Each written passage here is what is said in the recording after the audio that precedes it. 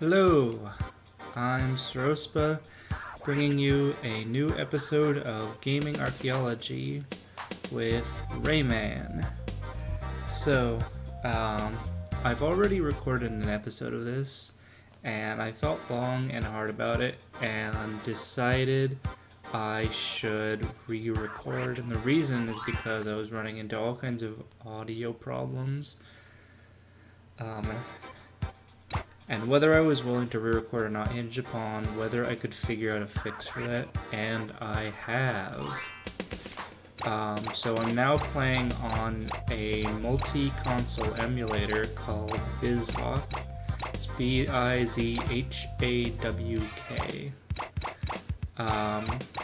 And so I've abandoned PSXE, I've abandoned PSXFin. And hopefully, I might just start consolidating all my emulation down to this one device, or this one program, if it works really well. So we'll have to see. So, as for the game itself, we finally got real audio. It works. What is Rayman all about? So basically, Rayman is this game that takes a while to load. I think the loading times are a bit longer in this one, but it's basically just this platformer, and I'm really a big fan of this game. It's got really interesting and creative visuals, and it's a pretty fun game. It is really quite difficult though,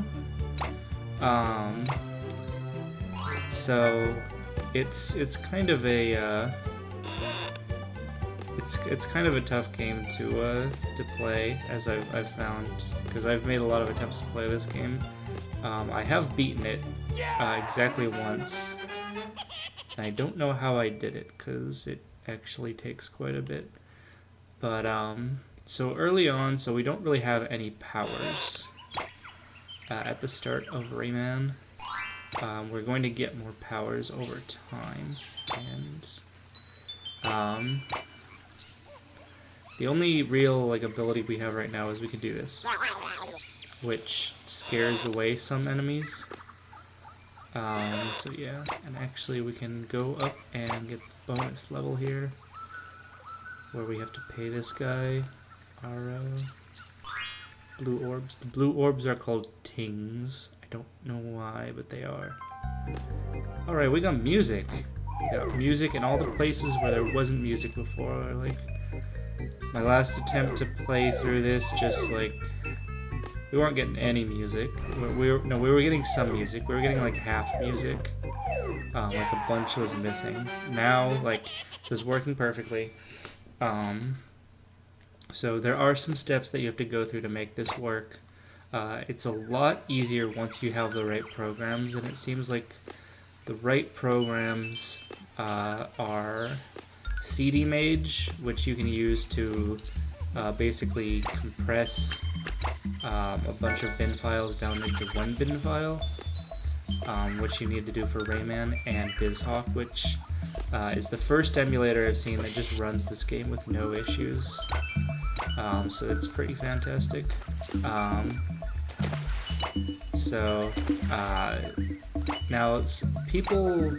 I think a lot of people have heard of Rayman because there's still Rayman games being made.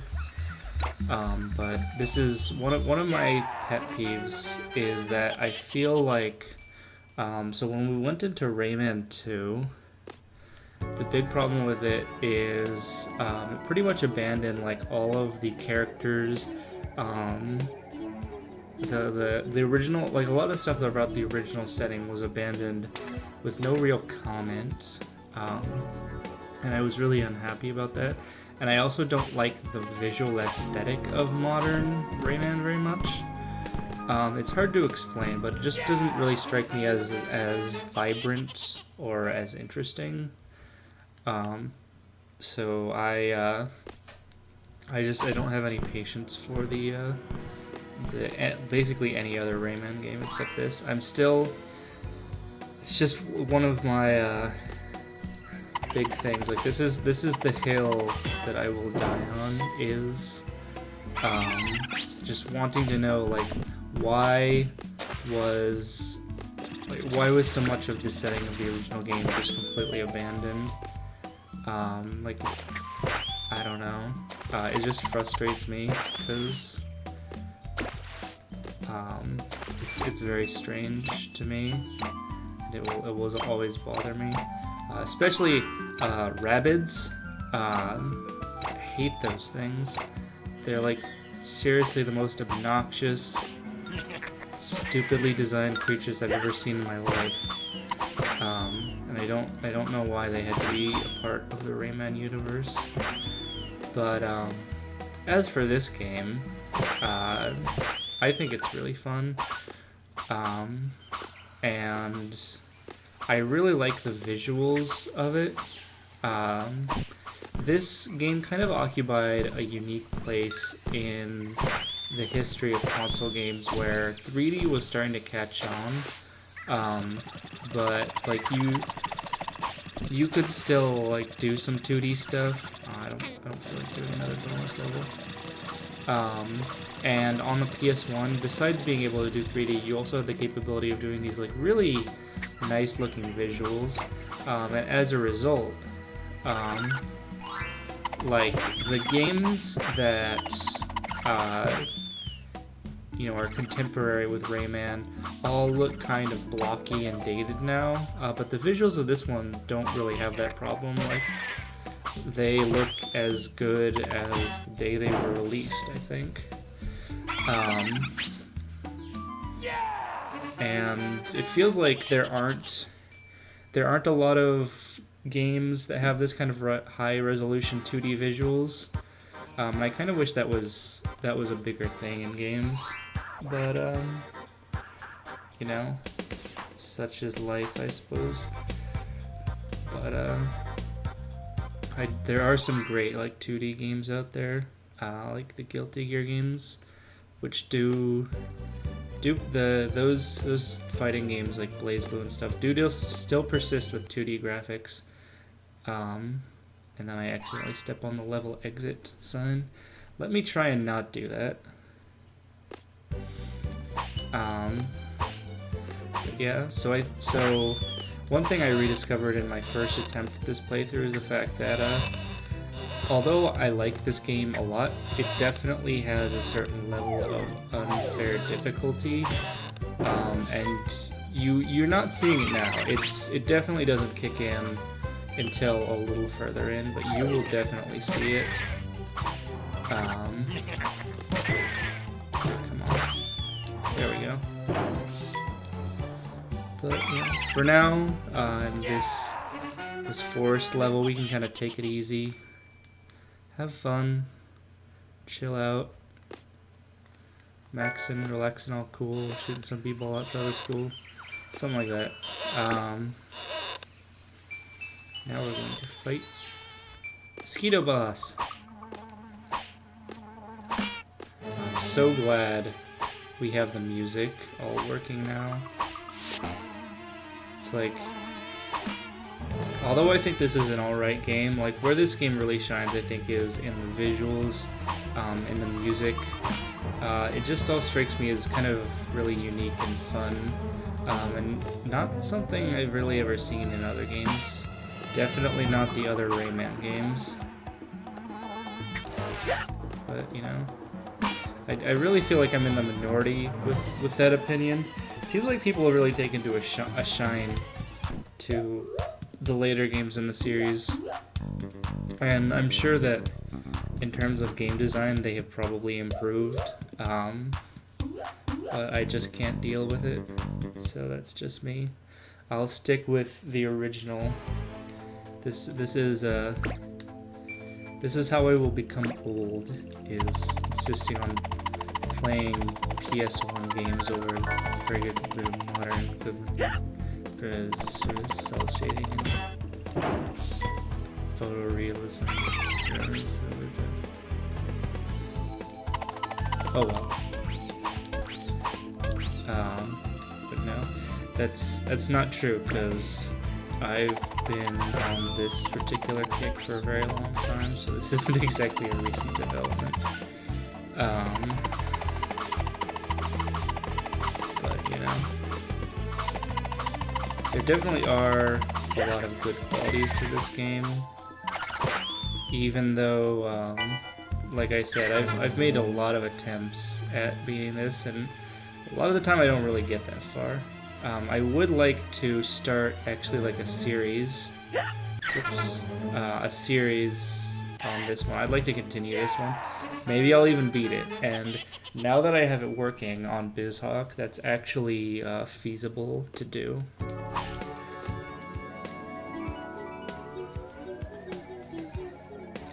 And now we're gonna get another power. Power to hang out. What does that mean? We can actually grab ledges now, so that actually increases our vertical reach quite a bit when it comes to climbing on platforms, so that's going to be pretty important. So now, in the interest of showing off as much of the game as I can in the time I have, I'm going to jump straight into Band Land here. So this is a game with like themed worlds, like a lot of games, but it kind of does something a little different. It's not just like Fire World, Ice World. They're actually like really interesting and unusual themes. Like this one is about like music and instruments. So we've got these kind of like musical bars, and they're very slippery. Unfortunately, this is also where the game starts to reveal its mean streak. Let's just say that. And one thing you'll notice immediately, really early on in this world, you'll notice that because of the way that this game is structured with these kind of segmented levels, a single level can be arbitrarily long. And this level in particular, you'll notice a really big jump in length. From this level to compared to the ones immediately before it. This really could have very easily been split up into 2 levels, and I think it would have benefited from it.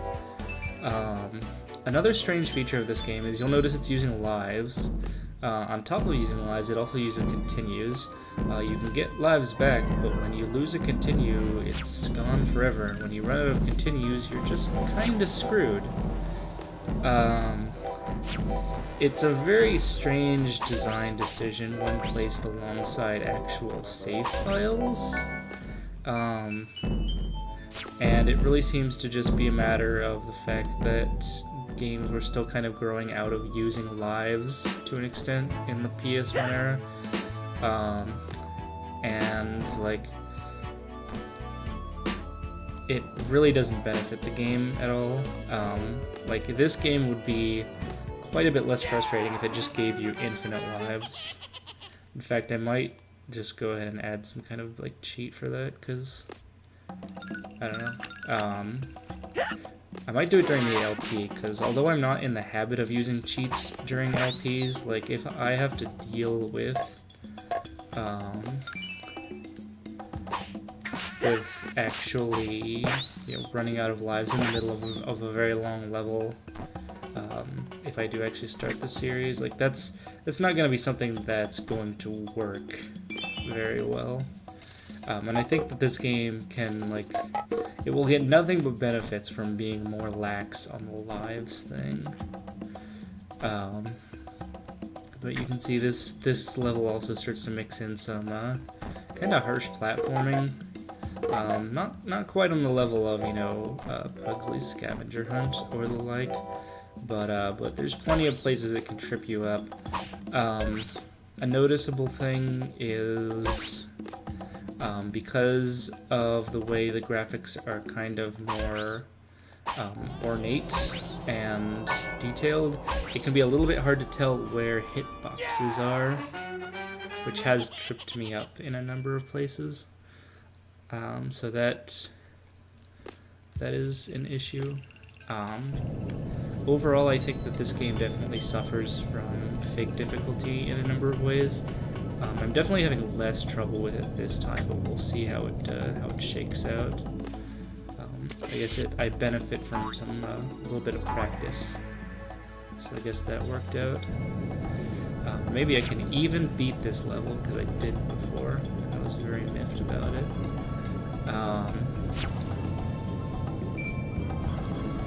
So yeah, but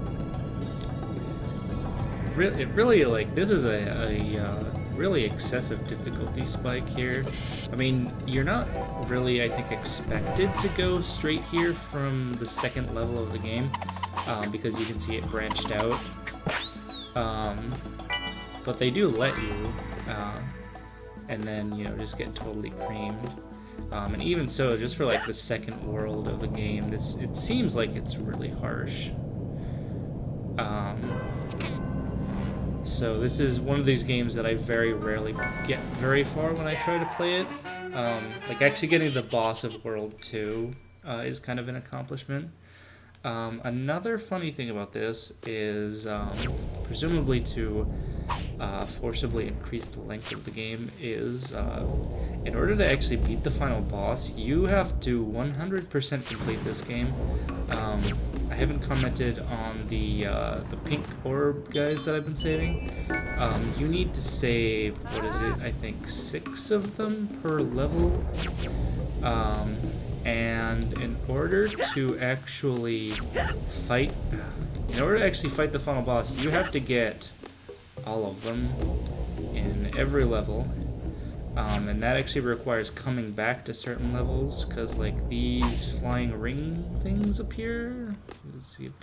I can't actually use those until I get a new ability, so this game actually demands some pretty serious completionism from you just to even get to the end, which again strikes me as kind of harsh, but that's kind of how Rayman rolls. So if you actually get to the end of this game, like you can feel like you've earned it.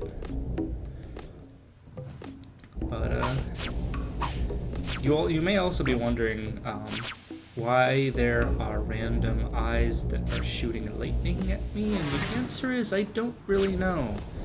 What does that have to do with music or instruments? Couldn't tell you.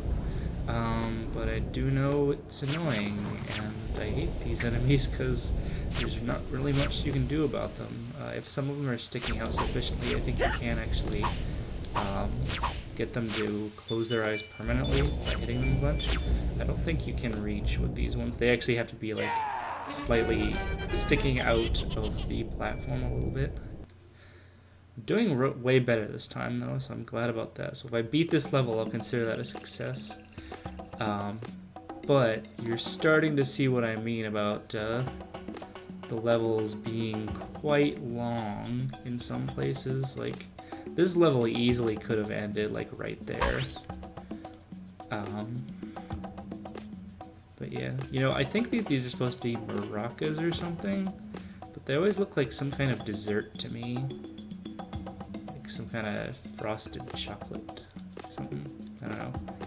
Looks tasty, but it's probably not exactly what they had in mind. Ugh, jeez. But yeah, it feels like this is another game in that vein of just excluding the player with its difficulty,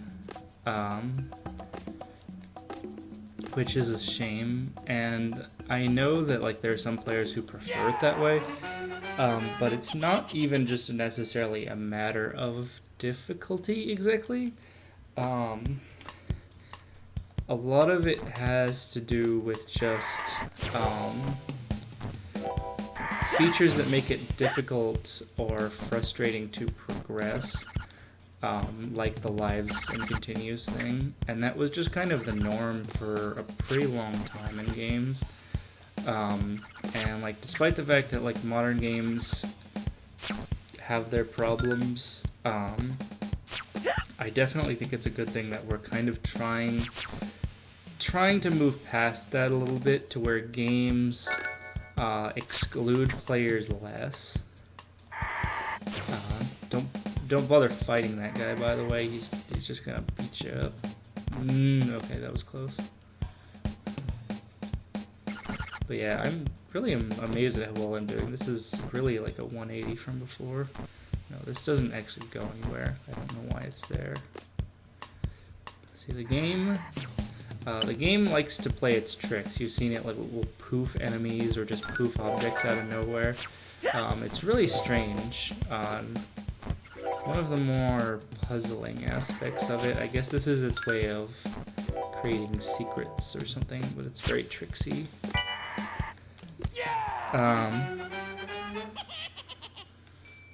But yeah, we're definitely doing good this time, so I like that. Like that a lot. And we did it.